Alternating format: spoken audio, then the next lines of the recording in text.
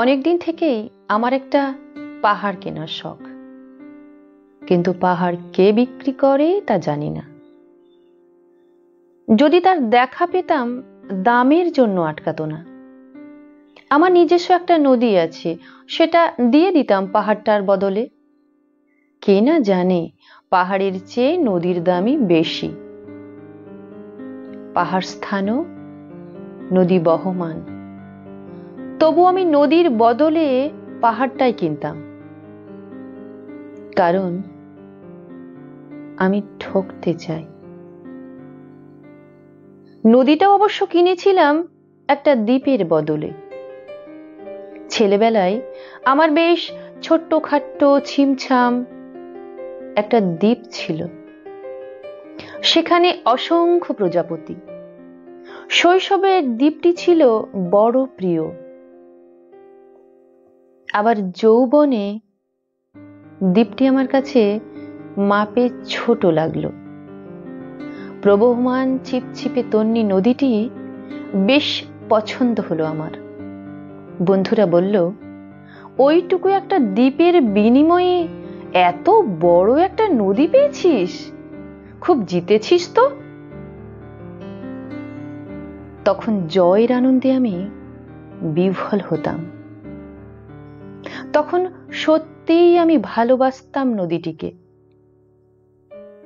নদী আমার অনেক প্রশ্নের উত্তর দিত, যেমন, বলতো আজ সন্ধ্যেবেলায় বৃষ্টি হবে কিনা। সে বলতো, আজ এখানে দক্ষিণ গরম হাওয়া, শুধু একটা ছোট্ট দ্বীপে বৃষ্টি, সে কি প্রবল বৃষ্টি, যেন একটা উৎসব। আমি সেই দ্বীপে আর যেতে পারি না। সে জানত, সবাই জানে, শৈশবে আর ফেরা যায় না। এখন আমি একটা পাহাড় কিনতে চাই। সেই পাহাড়ের পায়ের কাছে থাকবে গহন অরণ্য।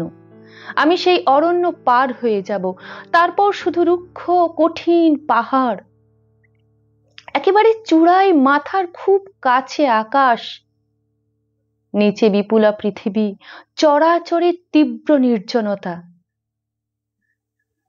আমার কণ্ঠস্বর সেখানে কেউ শুনতে পাবে না। আমি ঈশ্বর মানি না, তিনি আমার মাথার কাছে ঝুঁকে দাঁড়াবেন না। আমি শুধু 10 দিককে উদ্দেশ্য করে বলবো, প্রত্যেক মানুষই অহংকারী। এখানে আমি একা, এখানে আমার কোনো অহংকার নেই। এখানে জয়ী হওয়ার বদলে ক্ষমা চাইতে ভালো লাগে। হে 10 দিক,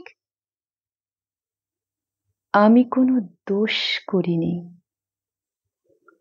আমাকে ক্ষমা করো।